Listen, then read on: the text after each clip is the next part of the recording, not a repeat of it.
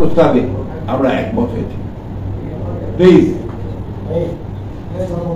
তবে এর কিছু বিষয়ে নির্বাচিত সংসদে আইন প্রণয়ন কিংবা ইতিমধ্যে কোন অধ্যাদেশ হলে তা সংসদে রেটিফাই ও সাংবিধানিক সংশোধনের প্রয়োজন হবে। নির্বাচনী ব্যবস্থা বিষয়ক সংস্কার কমিশনের 143টি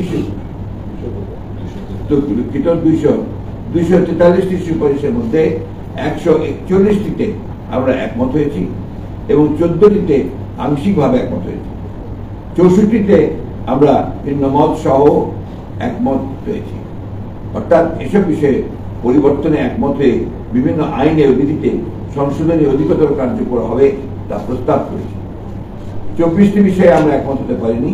উল্লেখযোগ্য যে নির্বাচনী ব্যবস্থা সংক্রান্ত 12টি আইন ও 6টি নীতিমালা আছে।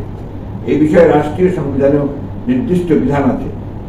এসব প্রস্তাবের বেশ কয়েকটি বাস্তবায়নযোগ্য নয় এবং কয়েকটি নির্বাচন কমিশনের স্বাধীনভাবে দায়িত্ব পালনে স্পষ্টতই বাধা সৃষ্টি করে, তাদের সাংবিধানিক স্বাধীনতা ক্ষুণ্ণ করবে।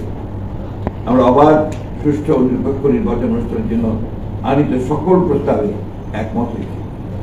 আইনি সংস্কারের বিষয়ে আলোচনা অব্যাহত আছে। সংবিধান সংস্কার কমিশনের 131টি সুপারিশে আমরা দফা ওয়ারি মতামত দিয়েছি। অধিকাংশ সুপারিশে একমত হয়েছি।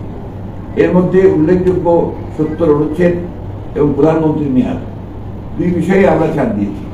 বিশেষ করে প্রধানমন্ত্রীর মেয়াদ নির্দিষ্ট করে দেওয়ার বিধান, সবচেয়ে গুরুত্বপূর্ণ 4টি সহ আসন সংখ্যার অনুপাতে সভাপতির পদ দিতেও আমরা সম্মত হয়েছি।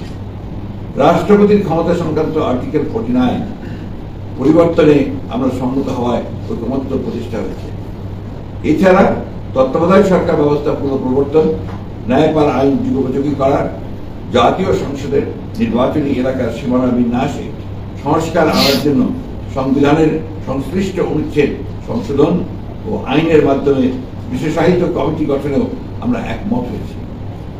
বিভাগীয় পর্যায়ে হাইকোর্টের স্থায়ী বেঞ্চ প্রতিষ্ঠার ব্যাপারে সম্মত হয়ে আমরা তা বিচার বিভাগের সাথে আলোচনার মাধ্যমে বাস্তবায়নের পরামর্শে আমরা একমত হয়েছি, যেগুলি বাস্তবায়ন অত্যন্ত দুরূহ এবং যে উদ্দেশ্যে এইসব প্রস্তাব তা অর্জনের সাফল্য প্রশ্ন সাপেক্ষ।